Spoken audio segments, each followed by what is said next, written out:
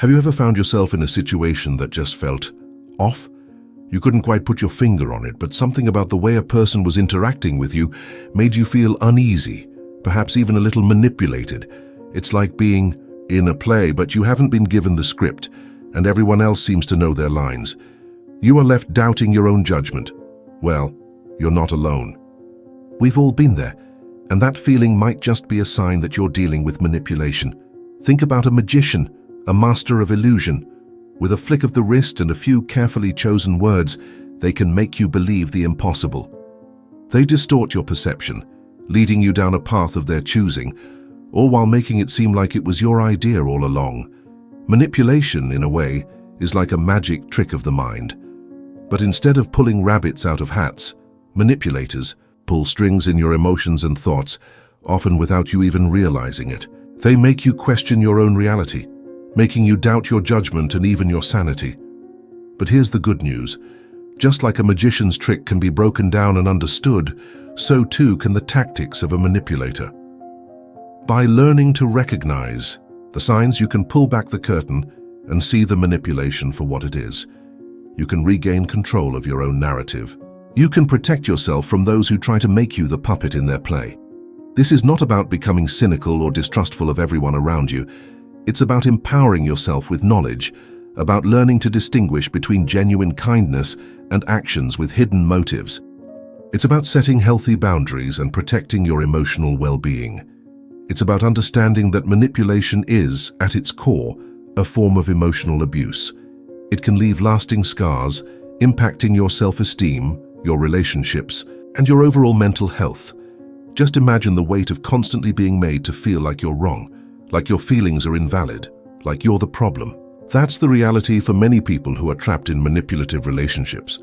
What if I told you that by learning to identify key signs of manipulation, you could dramatically improve your ability to recognize and protect yourself from these harmful situations?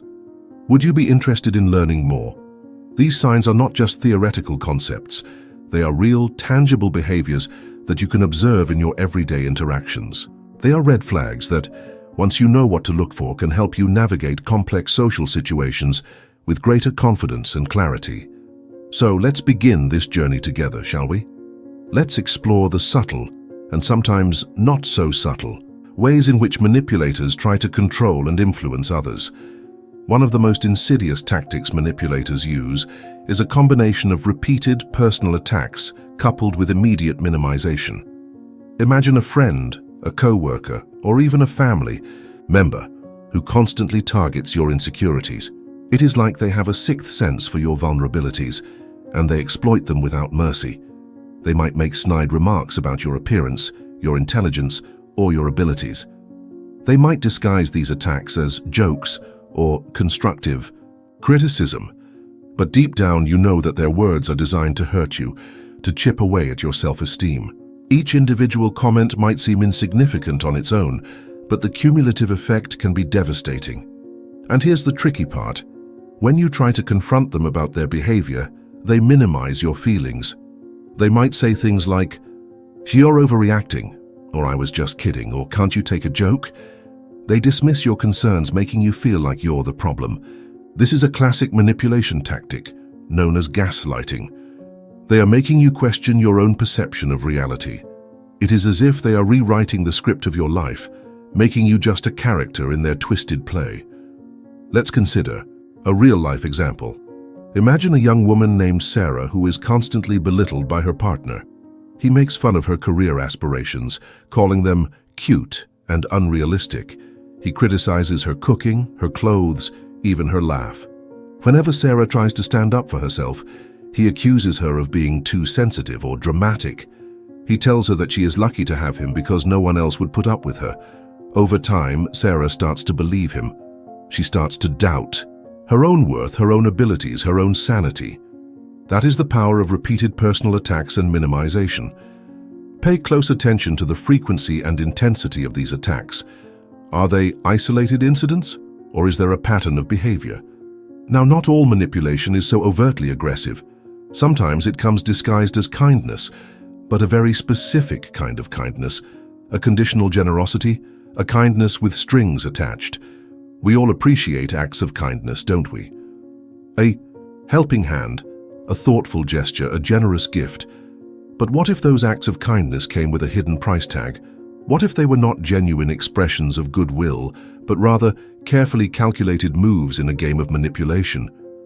It's like being offered a beautiful gift, only to discover that it's tied to a long list of obligations and expectations. The manipulator offers help, support, or favors, but it's never truly free. There's always an implicit and sometimes explicit expectation of something in return. They might do something nice for you and then hold it over your head. They might remind you of their generosity whenever you disagree with them or try to assert your own needs. The manipulator's kindness is not about genuine care or concern. It's about creating a sense of indebtedness, a feeling that you owe them something. It's about controlling you through guilt and obligation.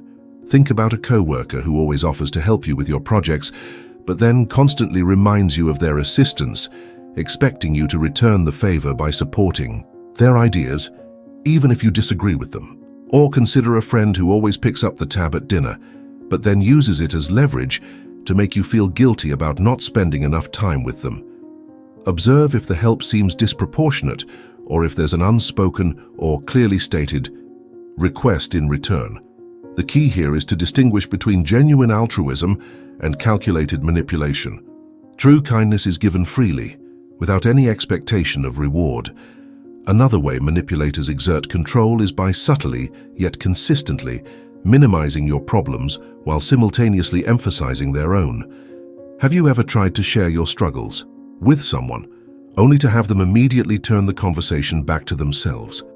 You might be going through a tough time, but somehow they always manage to make it about them. It's like trying to have a conversation on a seesaw. Every time you try to bring up your end, they push theirs down, forcing you back to the ground. Your problems are dismissed, downplayed, or even ignored, while theirs are magnified and dramatized. They might say things like, "You think that's bad? Let me tell you what happened to me," or "That's nothing compared to what I'm going through." This comparison is almost always unfair, as problems are subjective, but it serves the purpose of keeping them at the center of attention. This tactic allows them to avoid taking responsibility for their own actions or behavior. By constantly playing the victim, they deflect blame and criticism. It also allows them to control the narrative, to shape the conversation in a way that benefits them.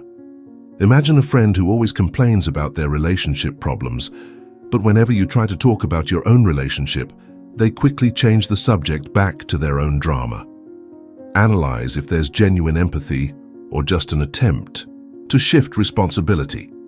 And this leads us to a particularly masterful manipulation tactic, the perpetual victim role, always coupled with a complete lack of accountability.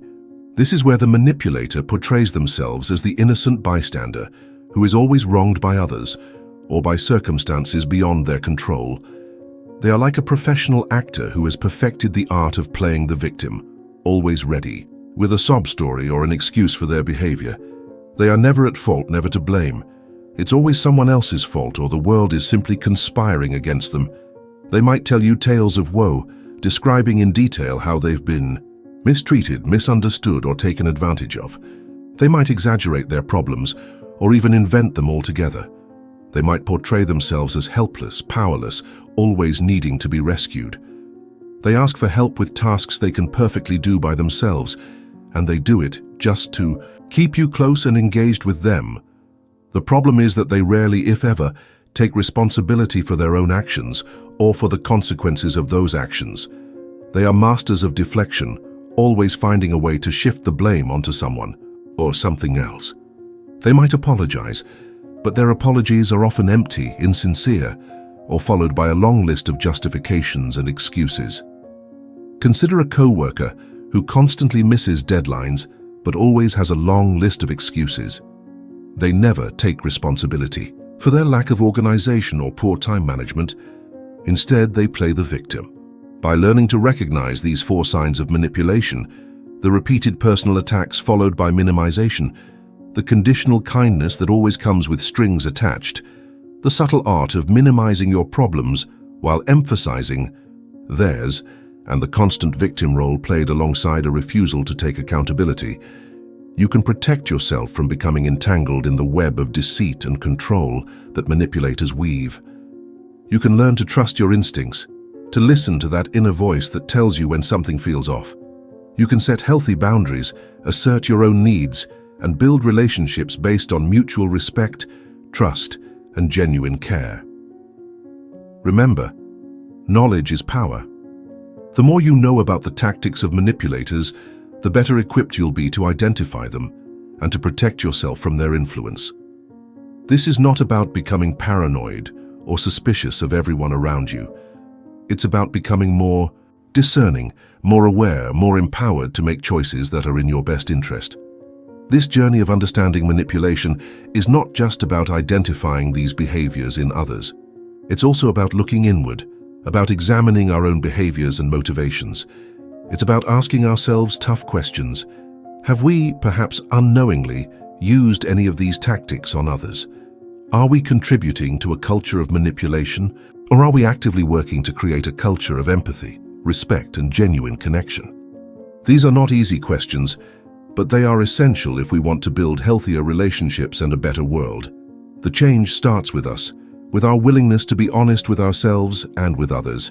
It starts with our commitment to treating others with the same kindness, respect, and understanding that we ourselves desire. It starts with recognizing that we all have the power to choose our actions, to choose our responses, to choose the kind of person we want to be. So, let's choose wisely. Let's choose to be informed, to be aware, to be empowered. Let's strive to create a world where manipulation has no place, a world where everyone feels safe, valued, and respected. The journey might be challenging, but the rewards are immeasurable. And it all starts with recognizing those key signs. It all starts with you, with me, with each and every one of us, making a conscious choice to be better, to do better, to live better. And that, my friend, is a journey worth taking. Think about the people in your life. Think about your relationships. Are there any signs of manipulation that you've overlooked or ignored? What steps can you take today to protect yourself and to build healthier, more fulfilling connections with others? The power to change your life, to break free from the chains of manipulation is in your hands. Use it wisely.